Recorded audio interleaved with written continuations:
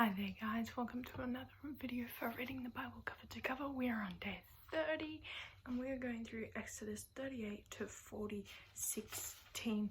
This is our last day fully in Exodus, which is quite exciting. Means we're working our way through the Bible. I think there's going to be quite a few days where we'll be jumping chapters due to some of the short natures of them. So enjoying while it lasts. I had two main points out of this passage, none of them particularly super deep theological points, but still points that I pulled aside for whatever reason. Number one is in 38:8. He made the basin of, this is of course, we're going through the construction for the final items of the tabernacle, gone through them all very individually, very strictly. 38:8, he made the basin of bronze and its stand of bronze from the mirrors of the ministering women who ministered in the entrance of the tent of meeting. Now, this is just a little side little note.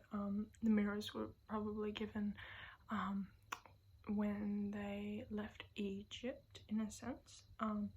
This kind of role isn't exactly expanded on really throughout. It's kind of referenced, I think it's in 1 Samuel 2:22, but that's about it. But what was interesting was the translation of the text. So I was reading from the ESV, but the NASB is serving instead of ministering, and I believe it's Saba.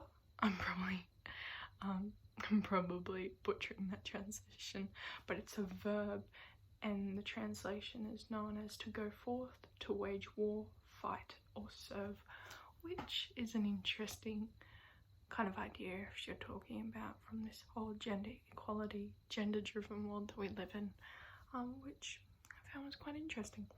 My second point is in 40:9. Then you shall take the anointing oil and anoint the tabernacle and all that is in it, and then so it may become holy.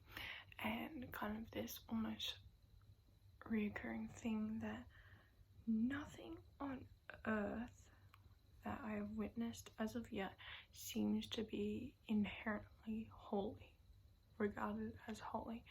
None of the natural items, I mean the naturally occurring items. For example, when God appears to Moses in the burning bush, that ground is made holy because of the presence of God, not because the ground itself was quite good. And we kind of see this theme reaffirmed. These items aren't inherently holy, but they're made holy, which is kind of cool if you really want to get deep into it.